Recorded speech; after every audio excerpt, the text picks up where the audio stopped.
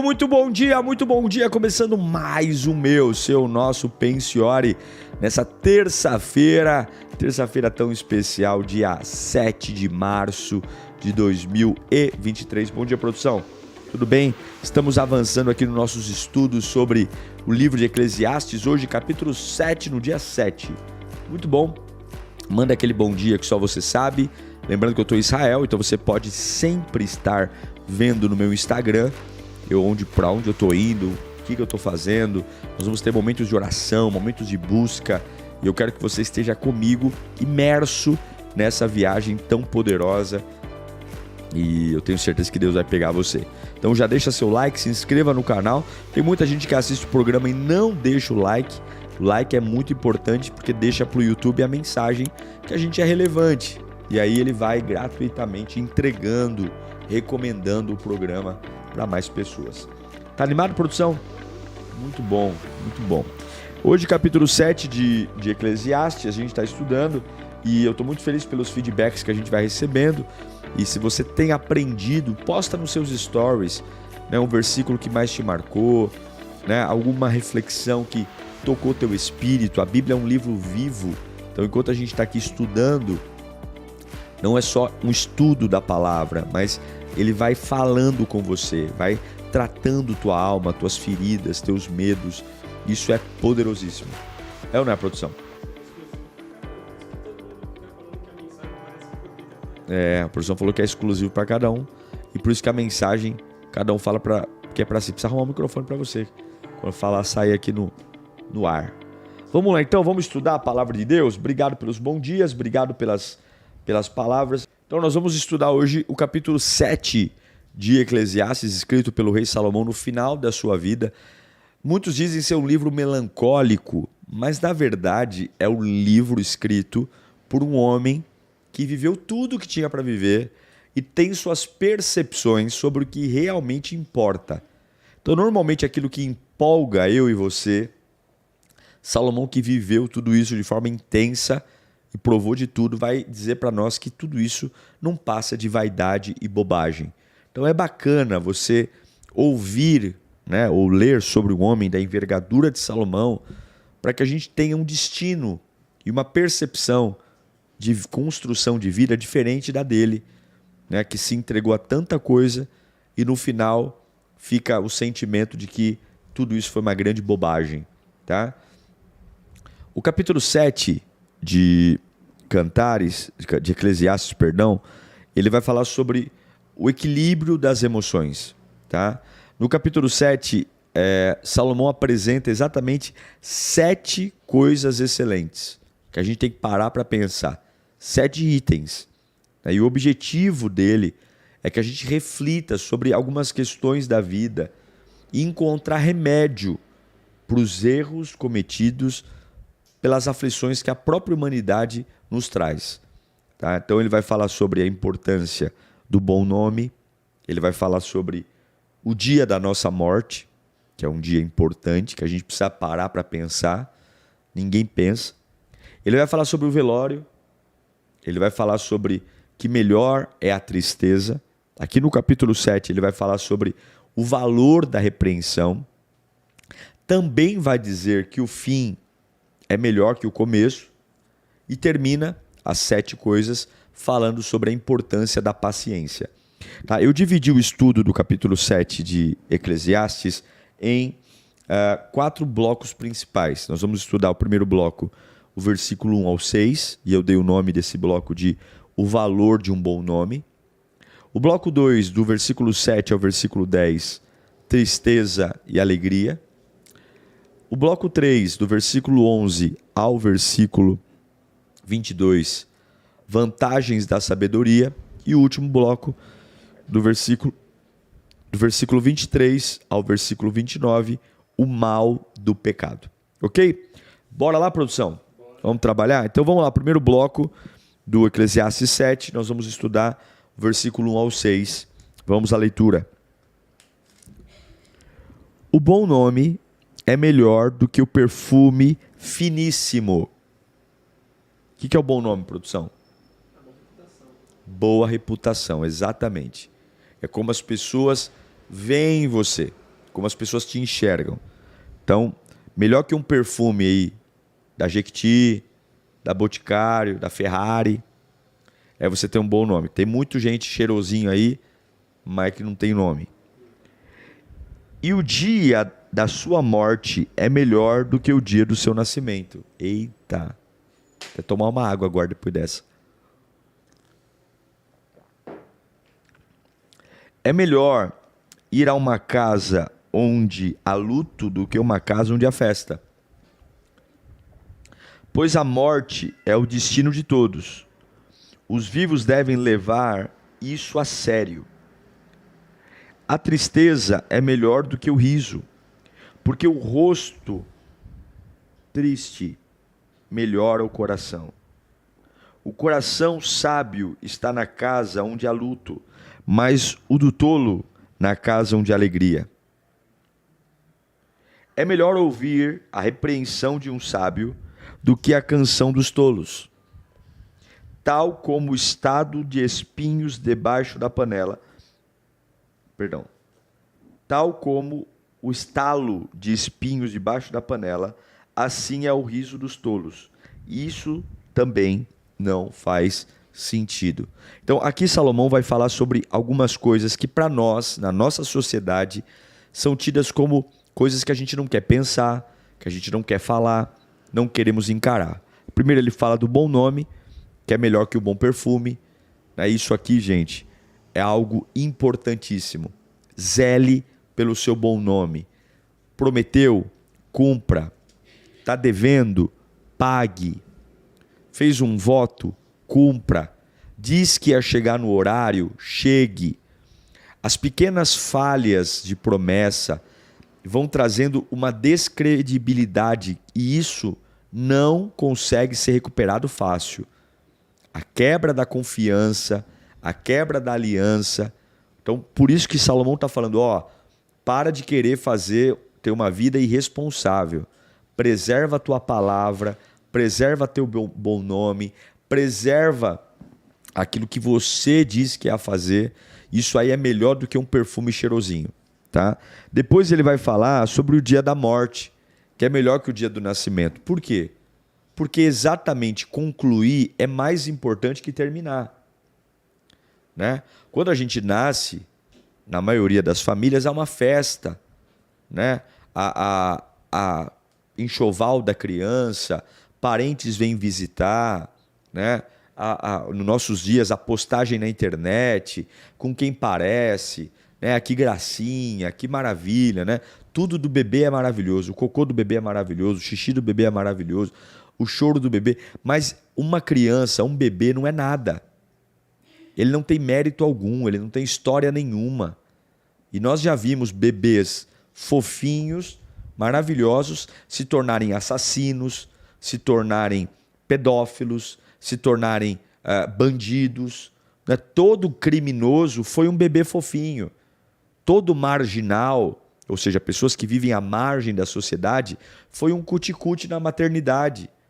Então, mais importante do que o dia de como eu nasci, que tem toda uma euforia dos meus pais, da minha família, é o dia que eu vou morrer. É o que vão falar à beira do meu caixão. É o que vão dizer ao lado da minha esquife. Que tipo de lembrança? Se vai ser um sentimento de alívio, né? Vai tarde, praga. Ou se vai ser um sentimento de, meu Deus, né? Que falta vai fazer. Mas olha o legado que deixou. Então, é essa reflexão que Salomão está trazendo. E aí ele vai dizer que é melhor você ir a uma casa que há luto do que uma casa que há festa. Por que essa melancolia? Não é que ele está desprezando a festa. É que a festa não nos faz refletir sobre nada. A festa não nos confronta. A festa não nos traz a realidade da vida. A festa não revela o tempo que estamos perdendo com coisas desnecessárias. Muito pelo contrário. Todo mundo que vai num velório, todo mundo que vai numa festa ou numa casa que há luto, é forçadamente empurrado a pensar sobre sua própria vida, sobre seus valores, sobre afeto, sobre amor, sobre empenho, sobre dinheiro, sobre dar flores em vida para alguém. Então, o luto é um lugar que ninguém quer estar, mas ele nos obriga a refletir sobre como estamos vivendo. E é por isso que Salomão está falando, olha, que algumas vezes é importante estar no lugar de luto. Ninguém gosta de visitar um cemitério, né? Mas deveria ser um hábito. Ai, pastor, Deus me livre, cruz credo, está amarrado. Está amarrado não. É importante ir num cemitério para você se deparar com a realidade da vida. Porque a realidade da vida não é que você está indo para festas constantes. Você está caminhando para o fim. Você está caminhando para o fim. E deveríamos ter isso em mente. E aí ele vai dizer, né, que a morte é o destino de todos e os vivos devem levar isso a sério. A tristeza é melhor do que o riso. Ele está falando aqui das reflexões, né? Porque o rosto triste melhora o coração. Um coração sábio está na casa do luto, que é o que eu já falei para vocês. É melhor ouvir a repreensão de um sábio do que canção de tolos, né? É melhor ser confrontado por uma análise da vida do que viver, né? Vai rolar a festa, vai rolar. Tá aí um monte de tolo pulando o carnaval, né? Pulando o carnaval. Eu não sou contra a festa. Mas o que Salomão está falando é, não deixe a festa encobrir suas responsabilidades. Né? Tem gente que vive de festa em festa, de balada em balada, de porre em porre, né? Ao preço de não entender que sua vida profissional está um fracasso, sua família está um lixo, sua saúde está uma porcaria, né? Mas de porre em porre, de cama em cama, a pessoa vai sobrevivendo, ignorando, né? E aí ele fecha dizendo que, tal como o estalo de espinhos debaixo da panela, assim é o riso dos tolos. E isso também não faz sentido. Ou seja, o que é o estalo de espinhos debaixo da panela? Significa?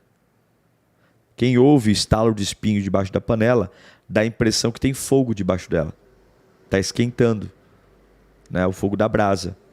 Mas esquenta? Não, só parece, mas não é. Então, assim como estalo de espinho debaixo da panela parece ser o estalo de brasa na madeira, mas não é, não vai chegar a lugar algum, não vai produzir alimento nenhum, assim é o riso dos tolos. É uma alegria idiota, é uma alegria que não faz sentido. Palavras de Salomão, hein? Vamos para o segundo bloco, produção. Versículos 7 ao 10. Quanto aprendizado, hein? Quanto aprendizado. 7 ao 10, vamos lá. A opressão transforma o sábio em tolo, e o suborno corrompe o coração. O fim das coisas é melhor que o seu início, e o paciente é melhor que o orgulhoso. Não permita que a ira domine depressa o seu espírito. Não permita. Pois a ira se aloja no íntimo dos tolos. Verso 10. Não diga, porque os dias do passado foram melhores que os de hoje. Pois não é sábio fazer esse tipo de pergunta. Mais uma vez, Salomão está dando um baile aqui, né, de frieza, lucidez e confronto. Repito, o livro de Eclesiastes é um livro necessário, porque ele é um livro direto, sem romance. Ele descortina essa vida que a gente cria de ilusões. Então ele já começa dizendo, né, que a opressão transforma o sábio em tolo. Tá? Então o que é a opressão? É quando você permite que a dureza da vida seja maior do que a sua esperança. Então, qualquer sábio oprimido, apunhalado, pressionado, ele vai virar tolo. Então ele vai dizer que o suborno corrompe o coração. Por que ele coloca o suborno na mesma linha, no mesmo versículo da opressão? Porque pessoas oprimidas querem soluções rápidas. pessoas em apuros querem acelerar o fim do seu sofrimento. E qual é o caminho mais rápido para você pular fases? Subornar. Eu compro vitórias, eu compro alívio. Não é à toa que as igrejas vivem cheias de campanha, que é o toma lá dá cá. Eu dou para Deus algo. A Bíblia diz que sacrifícios agradáveis a Deus é um espírito quebrantado, né? O maior sacrifício que você pode dar a Deus não é seu dinheiro, é o seu coração, é a sua renúncia, né? Então, algumas vezes é mais fácil eu comprar um bem-estar para receber. Então, tome muito cuidado, porque Salomão ele está colocando que o suborno ele torna o sábio em tolo para exatamente querer acelerar processos que deveriam ser vividos. E aí ele vai dizer no versículo 8 que melhor que o início é o fim. Hein, produção? Melhor, e essa é a sua luta, terminar bem. Começos não dão dignidade, começos não dão vida. A honra está baseada no seu término, na sua conclusão. A conclusão diz se algo foi bom ou ruim. Você pode pregar um sermão maravilhoso. Se você não souber concluir, o sermão não cumpre o papel. Você pode fazer um filme lindo. Se a conclusão do filme não for boa, todo o filme foi pro beleléu. É ou não é? Agora você tem... Eu já assisti filme porcaria, mas o final foi emocionante. Você sai dali dizendo, que filmaço. Por quê? Porque o final das coisas é melhor que o começo.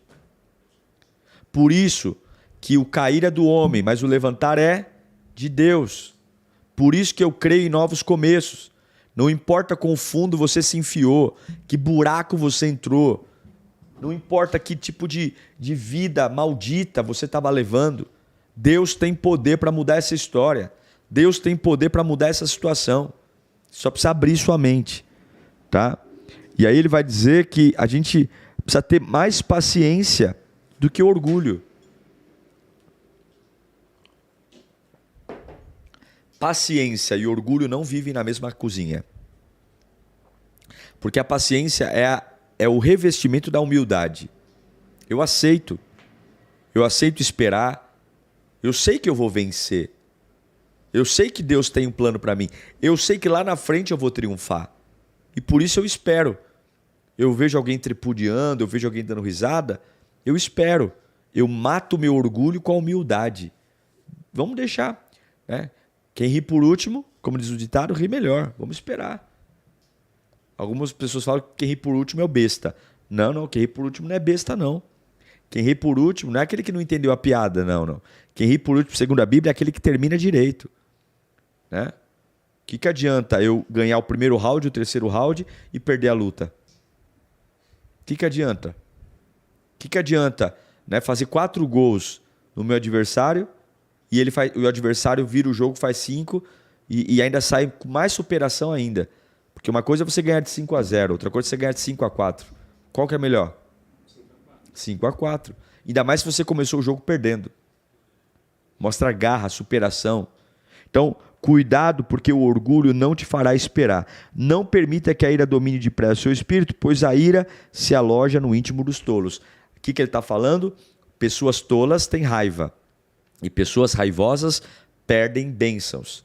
Pessoas raivosas estragam processos. Pessoas raivosas falam antes da hora, não entendem. Pessoas raivosas são tolas no íntimo. Então não diga, porque os dias do passado foram melhores do que o de hoje, pois não é sábio fazer esse tipo de pergunta. O que ele está falando?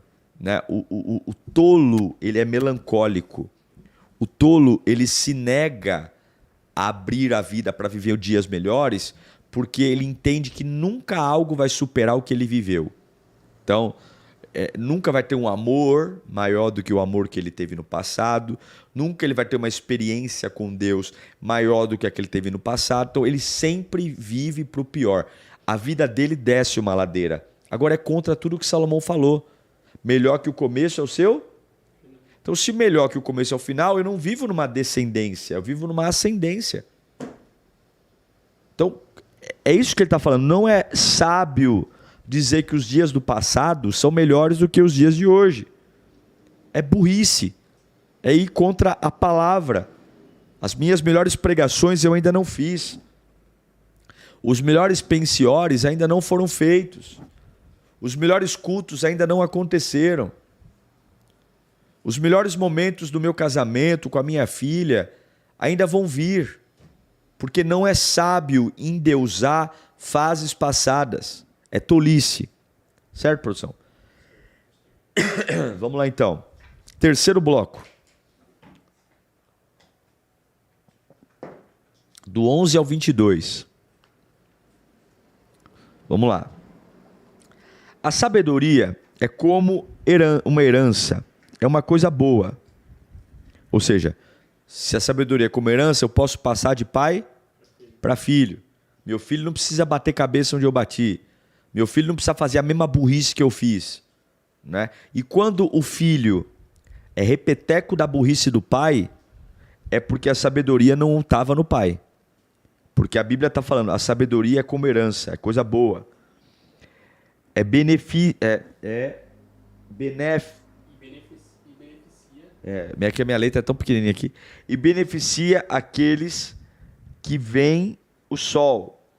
A sabedoria oferece proteção, como faz o dinheiro. Mas a vantagem do conhecimento é esta: a sabedoria preserva a vida de quem o possui. Considere o que Deus fez. Quem pode endireitar o que ele fez torto? Quando os dias forem bons, aproveite-os bem, mas quando forem ruins, considere, Deus fez tanto um quanto o outro, para evitar que o homem descubra alguma coisa sobre o seu... Uau! Já ouviu falar da melhora da morte? Quando a pessoa está muito mal no hospital. Hã? Tem a melhora da morte? Aí a pessoa fala, nossa, melhorou. Aí todo mundo fala, vai ter alta. Aí a pessoa, 3 dias depois, morre. É um exemplo do que está acontecendo aqui. Deus, algumas vezes, muda o estado do dia para confundir o futuro. Para algumas vezes eu vou morrer, mas eu deixo todo mundo achando que eu vou viver. E algumas vezes eu vou viver e Deus faz todo mundo achando que eu vou morrer. Já eu comento melhor sobre isso. Nesta vida sem sentido, eu já vi de tudo. Um justo que morreu apesar da sua justiça e um ímpio que teve vida longa apesar da sua impiedade. Não seja excessivamente justo. Já parou para pensar nisso? Nem demasiadamente sábio. A Bíblia está falando o seguinte, não seja demasiadamente justo. O que significa isso, produção? 100%? A Bíblia está falando, não seja excessivamente justo, nem demasiadamente sábio, porque destruir a você mesmo. Não seja demasiadamente ímpio, não seja tolo, porque morrer antes do tempo. É bom reter uma coisa e não abrir mão de outra, pois quem teme a Deus evitará ambos extremos. A sabedoria torna o sábio mais poderoso que uma cidade guardada por 10 valentes. Todavia, não há um só justo na terra, ninguém que pratique o bem, nunca e nunca peque. Verso 21. Não dê atenção a todas as palavras que o povo diz. Caso contrário, poderá ouvir o seu próprio servo falando mal de você. Pois em seu coração você muitas vezes pois em seu coração você sabe que muitas vezes você também falou mal dos outros. Meu Deus, muita coisa aqui. Vamos devagar. Então vamos lá. versículo 11, ele vai destacar para a gente que a sabedoria é uma herança que beneficia todos aqueles que têm. É uma proteção. Então, a sabedoria faz dinheiro, a sabedoria, ela leva vantagem do conhecimento. Né? Você vê, tem muita gente que fez 1 bilhão de faculdades e está desempregado. E tem pessoas que ficaram milionárias sem fazer uma faculdade. Porque a sabedoria faz dinheiro, mas o dinheiro não faz sabedoria. Então, a sabedoria é uma proteção.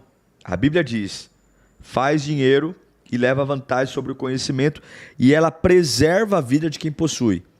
O sábio vive melhor. Não é o acadêmico. Claro, eu posso juntar o meu conhecimento com sabedoria, mas a sabedoria vem de Deus. Então, a sabedoria vem do Pai. No versículo 12, não precisa ir projetando aí não, tá, produção? Nessa parte. Considere o que Deus fez. Quem pode endireitar o que fez torto? Então aqui, lá no versículo 13, ele vai dizer para você o seguinte, que Deus, ele fez o dia bom e o dia ruim. E isso não tem nada a ver com mérito. Todo mundo, do mais sábio ao mais tolo, vai viver dias bons e dias ruins. E por que Deus fez dias bons e dias ruins? Para que o homem não tenha domínio sobre o seu futuro. Então não tem benzedeira, cartomante, não tem. Deus, ele vai fazer a sua vida oscilar para você aprender. O dia é bom, a fase é boa, viva, desfrute, viaje, ganhe dinheiro. A fase é ruim, né? Ele vai dizer, o que você tem que pensar na fase ruim? Deus fez o dia bom, Deus fez o dia mal. É para eu viver isso. E isso vai evitar que o homem descubra alguma coisa sobre o seu futuro. Aí ele vai dizer o seguinte, que a vida nem sempre é uma matemática exata, porque ele já viu pessoas justas morrerem cedo, e ele já viu ímpios terem uma vida longa, apesar da sua impiedade. E aí ele vai dizer, não seja excessivamente justo. O que é ser excessivamente justo? Pensa num guarda de trânsito. Está lá um guarda de trânsito, o guarda de trânsito está lá para cumprir o quê? A lei.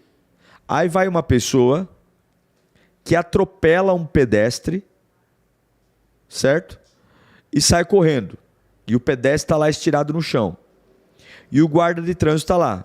Se o guarda de trânsito for excessivamente justo, ele vai ignorar o fato do pedestre atropelado estar no chão para ir atrás do bandido que atropelou o pedestre, porque ele tem que prender, ele tem que cumprir a lei. Só que o preço dele cumprir a lei, dele ser excessivamente justo, é não socorrer uma pessoa que está no chão. Por isso que antes da justiça vem o quê? A misericórdia. Quando eu sou excessivamente justo, eu não permito a misericórdia. Então, quando eu sou excessivamente justo, eu posso ter tanto objetivo de fazer a justiça, que eu esqueço a misericórdia. Eu esqueço a misericórdia. Então, uma pessoa excessivamente justa, ela é intolerante, ela não tem flexibilidade, né? Ela é ferro e fogo. Então ele vai dizer, não seja excessivamente justo, seja justo. E algumas vezes eu preciso abrir mão da justiça para ter a misericórdia, que é o nosso caso. Por que nós hoje servimos a Deus? Deus foi excessivamente justo? Não. Se Jesus fosse excessivamente justo conosco, hoje nós estaremos onde? No inferno. Mas a misericórdia está acima da justiça, né? Então, a sabedoria torna o sábio mais poderoso que uma cidade. Então, busca a sabedoria. Todavia, não há justo na terra que pratique... Não há um só justo na terra, ninguém que pratique o bem e não peque. Então ele diz assim, ó, não dê atenção a todas as palavras que o povo diz. Caso contrário, você poderá ouvir seu próprio servo falando mal de você. Pois em seu coração você não sabe que muitas vezes você também falou mal dos outros. Aqui ele está falando sobre você não ter uma imagem a ser reconhecida ou uma identidade a ser afirmada por pessoas que estão à sua volta.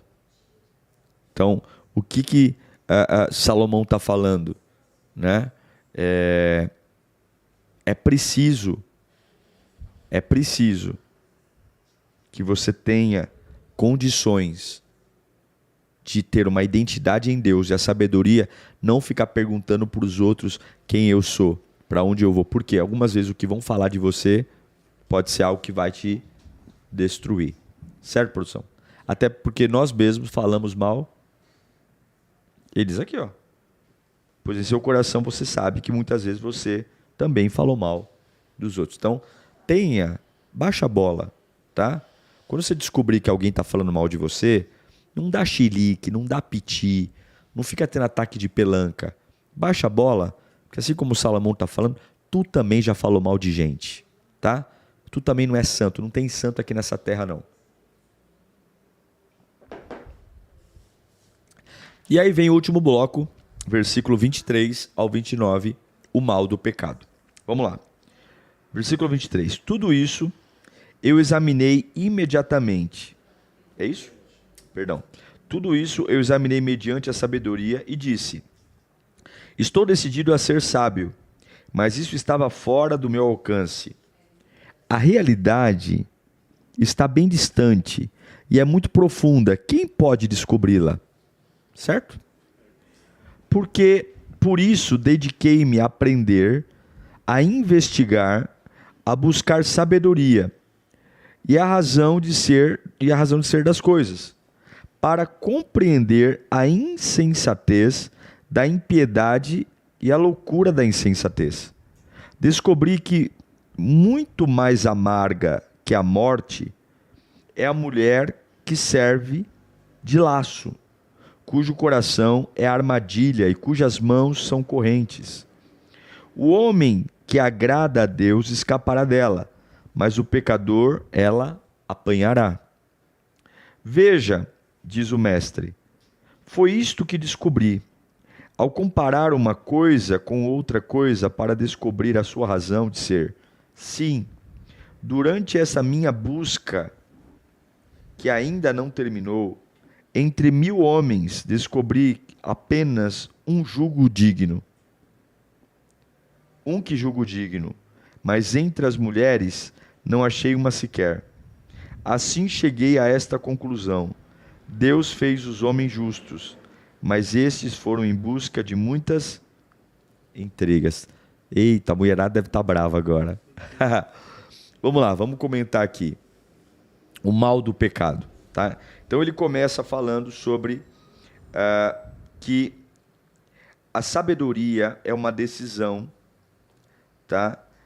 Que estava fora do nosso alcance. Então a sabedoria vem de Deus. O que torna o homem sábio não é leitura. A leitura pode tornar um homem inteligente, cheio de conhecimento, mas a sabedoria vem de Deus. E a sabedoria sempre foi uma realidade muito distante e muito profunda. E quem pode descobri-la? E eu repito mais uma vez, Salomão, principalmente no livro de Provérbios, quando escreve, ele diz que a sabedoria vem do temor a Deus. Você não encontra sabedoria ouvindo só conselhos humanos, fazendo boas faculdades. Isso é conhecimento. E conhecimento sem sabedoria não vale para nada. Porque a sabedoria é a aplicação do que você sabe, com o seu equilíbrio emocional, com a reação correta. É o remédio na dose certa. Tá? O conhecimento é o remédio numa dose errada. Tá? E aí ele vai dizer que ele dedicou para aprender e investigar a razão da sabedoria, a razão das coisas. Ele viu que a sabedoria vai fazer você compreender a insensatez e a loucura dos homens e descobrir que a morte está na tentação. Quando ele coloca a mulher aqui, ele não está falando necessariamente do sexo feminino, mas ele está colocando aqui a tentação, o laço. Sem sabedoria, e ele vai dizer que um homem de Deus, um homem que teme a Deus, ele escapa do laço da mulher, né, da tentação. Mas aquele que não teme a Deus, ele jamais será livre. Muito pelo contrário, a Bíblia diz que ele será apanhado por ela, né? Ela exercerá domínio. E nós sabemos que o grande objetivo do diabo é destruir não o seu começo, o seu final. Porque a salvação eterna não é por média. Deixa eu pôr na balança quantas obras boas ele fez, quantas obras ruins ele fez, e se na balança ficar mais preponderante a bondade, então ele é salvo. Não, não. A salvação não é por média ponderada, a salvação não é por boas ações, a salvação é por como eu vou estar no dia que Jesus vier. Por isso que a Bíblia diz que aquele que está em pé, cuide-se para que não caia, aquele que... se essa mão te faz pecar, corte-a, e ele virá como um ladrão, sem avisar. Então não adianta nada eu ter um excelente começo, e aí Salomão está falando de que a armadilha vai me apanhar.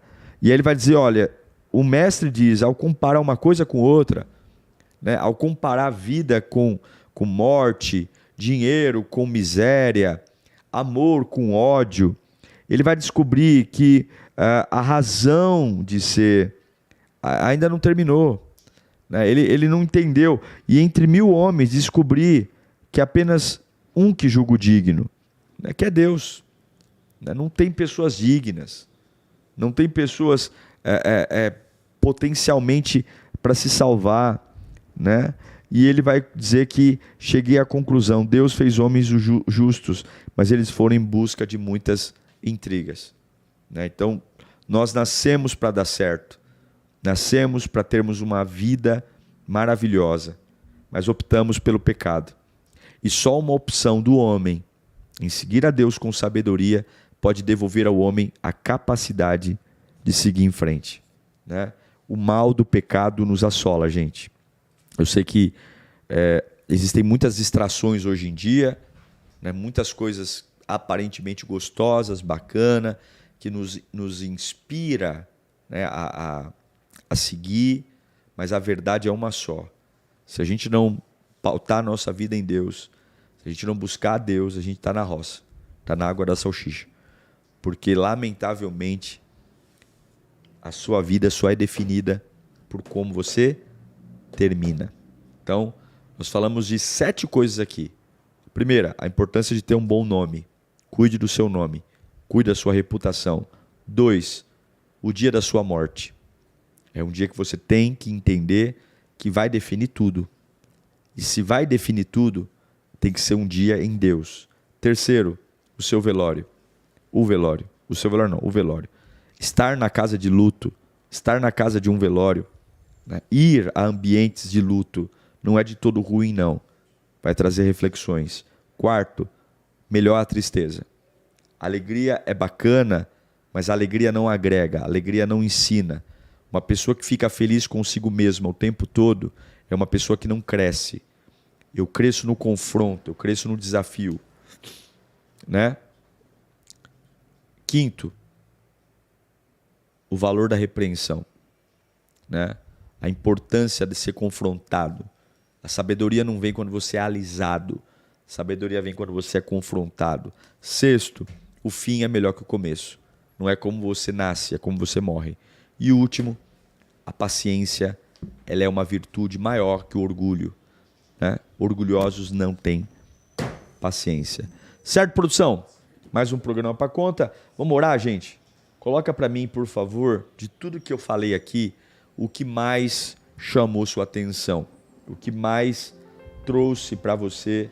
Pastor, eu fiquei aqui, enquanto o senhor falava, refletindo, eu realmente preciso de uma direção, preciso de uma busca, e eu quero crescer aqui. Deixa eu orar por você. Pai, estamos aprendendo tanto com Salomão, meu Deus, aprendendo tanto com um homem de fé, um homem que escreve um livro que nos ensina tanto sobre suas percepções, suas falhas, seus erros, mas ao mesmo tempo nos encoraja a fazer diferente do que ele fez.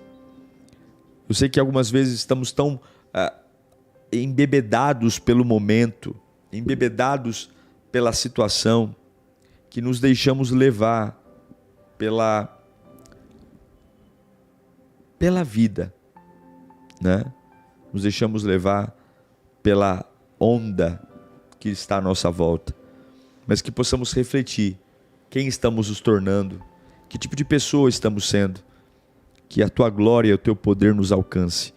Eu oro por todos que foram confrontados nesta manhã, que o Senhor nos dê graça, que o Senhor nos dê direção, que o Senhor nos livre de nós mesmos, que o Senhor nos ajude, Pai, a realmente termos uma vida que te agrada, uma vida que te bendiga, uma vida, Senhor, que cheguemos ao final da nossa carreira como Paulo, combatendo o bom combate, guardando a fé e completando a carreira, porque é isso que vale. Livra-nos, Pai, das paixões desse mundo, livra-nos das distrações, dá-nos um coração de servo, é o que eu te peço em nome de Jesus. Amém, amém, graças a Deus. Gente, uma alegria enorme estar com vocês. Amanhã, capítulo 8 de Eclesiastes, amanhã dia 8 de março, eu te espero aqui. Um beijo para você, um beijo no seu coração. Me segue lá no Instagram, hein? Eu estou em Israel, a gente está passeando por tudo quanto é lado lá e vai ser uma grande, grande bênção ter você comigo. Tchau, até amanhã.